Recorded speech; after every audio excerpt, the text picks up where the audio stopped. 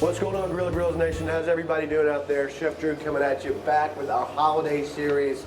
Merry Christmas and Happy Holidays to all you guys. Today, we're going to be traveling to Spain. Christmas in Spain, okay? Super really excited about this. We also have a really cool wine pairing with some Rioja, which I'll talk more about in a second. Definitely that grape and that particular wine is indigenous to Spain, so we'll talk about that in a little while. But let's go ahead and jump in on this one. Here we go. All right, guys.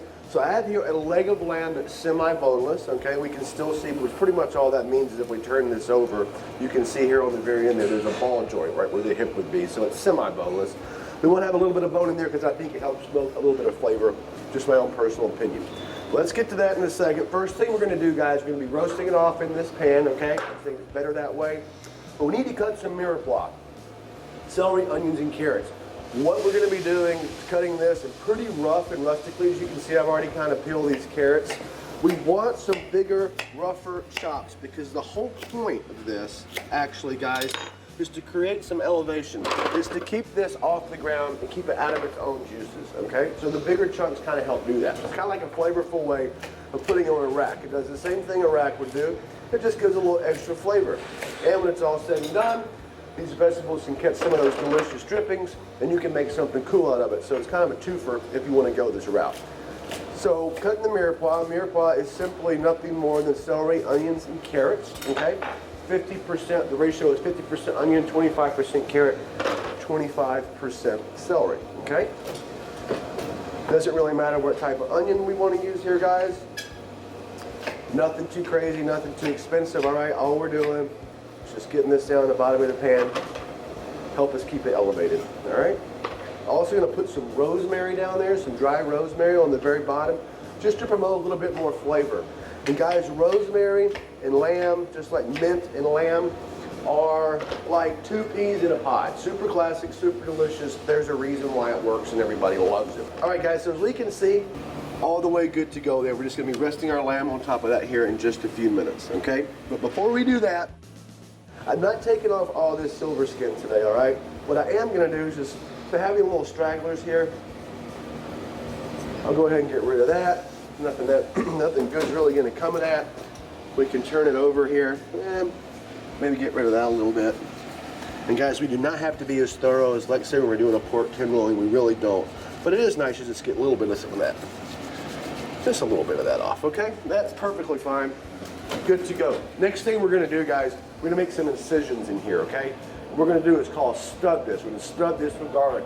You can stud things with bacon or fat back, or in this case, garlic, for extra flavor and or moisture, okay? So all we're doing is put a little hole in there. Whole piece of garlic that's been peeled. 1, okay? 2. No rhyme or reason to this, really, guys. We're just sticking them in. That's right by the bone there. I can feel that. Stick a little smaller piece in there. It'll go. Definitely will. Okay, there's that. And we'll put a big duker right here in the middle. There we are. Perfect. All right. About how deep are you going with that? That's a good question. About 4, I'd say in that particular slice there, probably about 3-4 inches. As you're cutting into it and hit the bone, obviously you're going to stop when you hit the bone. This was about 1 inch to 2 inches. And that's why I have some different size pieces of garlic in there. And this really is an excellent way, whether you can be cooking lamb or anything else, really, to get some really good flavor penetration in there. Okay, no question about it. It's a great technique. I do it all the time. All right, guys, got a mirepoix here.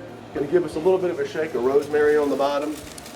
And believe it or not, that lamb will absolutely take on that flavor. All right, the next thing we're going to do, guys, we're going to give a little bit of olive oil here on the outside.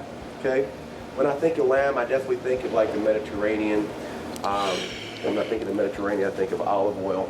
Okay, definitely classic there. And just enough to get this to bind, guys. That's all we really need. Okay, have it studded there. We have our olive oil on the outside, and guys, we want to really, really hit this hard. All right, I'm not joking. We want to salt and pepper this like crazy. If we're using our marinade, marinated the day before, as is in the recipe that I gave you, it kind of helps infuse the flavor. Okay, but in this instance, since we're just going bare bones with this, I want to show you a very simple technique today on how to use this, as they would in Spain. Okay, we have to make sure that we're getting really, really good amounts of salt and pepper on there, because this is all, that's a big piece of meat, okay? It's about an 8-pound piece of meat. This is all the seasoning that this is going to get, and it has to penetrate. The only way it's going to penetrate is if we really go hard on it, okay? Notice how I'm seasoning up on top so I can kind of watch the even spread of the salt and pepper all over the lamb. And guys, we're not going to joke around. Check this out. We're really getting in there, even a little bit more, right on the side there. And then some salt, or excuse me, some pepper. There we go. All right, perfect. Now again, you might think that's too much. I promise you that it's not. You can do this a ton of different ways, guys. If you're pressed for time, 325 degrees for anywhere from about 2.5 to 3 hours. What we're looking for here is an internal temperature between 128 and 130 to 135 degrees. After that rest out, it's going to be perfect medium to medium rare, okay? That's what we want for this lamb, okay? We don't want to cook it all the way through. We're not braising. We don't want well done. It's just going to dry out. We're cooking this to about rare to medium rare. Again, pulling about 128 to 135 degrees. Let's just go straight down the middle there. 130 degrees is perfect, okay? Gonna pop this bad boy right into the OG. And that is literally all that we have to do, guys. Done here. All right, I'll start to periodically check on this. I want to make sure I'm checking. You can pretty much leave it alone without even having to worry about it. At that 2-hour mark, though, very important that we're checking it every 15 minutes to half an hour so we can get that proper pull temperature. All right, guys? So that's that. Super simple today. Christmas in Spain, that's how these guys like it. Super, super cool. I was really excited to do this one. So, let's check out what we got going on, everybody. And there is our finished product. Looking really, really good. We're gonna have a nice rare on here, okay? Cut down there as we can see. Yeah, look at that. That's what I'm talking about. You got that bone right there. Super, super tender, super flavorful, super moist, okay? Pull it over on this side even. Check out what we have going on here. There we go. And that's exactly what we're after, guys. Super moist in the middle, okay? We are at about medium.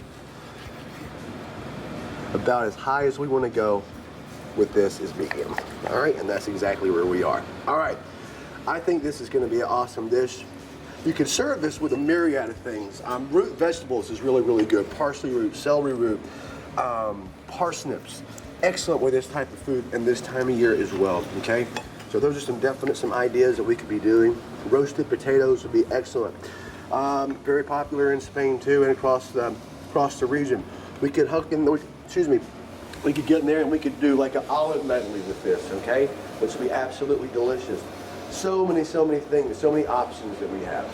All right, cool.